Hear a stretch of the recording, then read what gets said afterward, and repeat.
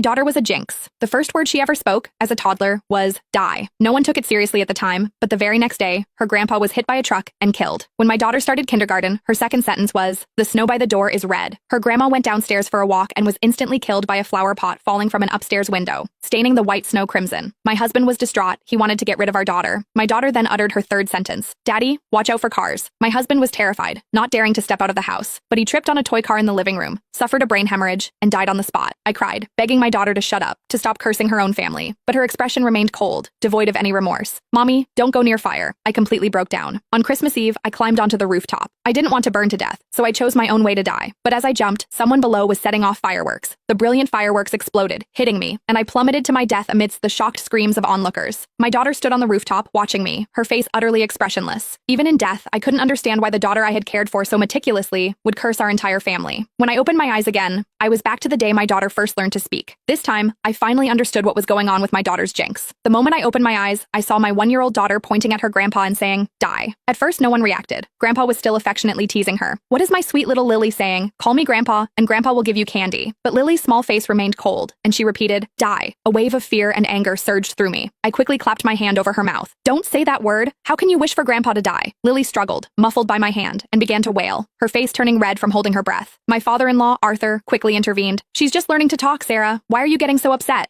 I pressed my lips together, my body trembling uncontrollably. "She's cursing you." Arthur paused, then laughed. "What are you talking about? She's so young. How could she possibly know what die means?" I didn't know how to explain, so I could only tell Arthur to be careful when he went out these days, especially to watch out for cars on the road. Arthur said he understood, but he didn't take it seriously at all. I repeated the warning to my husband, David, who also laughed at me, saying I was overreacting. He looked at Lily tenderly, saying our daughter was anything but a jinx. He even tried to comfort me. "Sarah, are you having postpartum anxiety? Maybe you should take a break and let my parents take care of Lily for a while." A sudden chill ran through me. I immediately shook my head. No, absolutely not. What if Lily cursed someone else when I wasn't around? But a sliver of hope remained in my mind. What if the previous incidents were just accidents? I hadn't let Arthur leave the house for days, and I'd even put away all the toy cars. I was terrified of a repeat of what happened to David in my previous memory. After a few days at home, Arthur got bored. "I'm just going for a walk in the garden downstairs. Don't you worry about it." I warned him repeatedly not to go anywhere near cars, but Arthur still had an accident. He missed a step while going down the stairs, tumbling all the way down. His head landed precisely on a protruding nail. Arthur died on the spot. When the ambulance arrived, they immediately called the funeral home. My mother-in-law, Martha, knelt beside Arthur, sobbing uncontrollably. How could this happen? But her usually kind husband was gone forever, unable to hear her cries. David rushed back from work, his eyes immediately red with tears. Yet, he calmly contacted relatives and friends, preparing Arthur's funeral. I held my innocent daughter, overwhelmed by guilt and self-blame, but Lily remained perfectly innocent, as if nothing had happened. I pinched her cheek, making her look at me. "Lily, tell Mommy, why did you say that word? Why did you have to curse Grandpa?" But my daughter couldn't answer.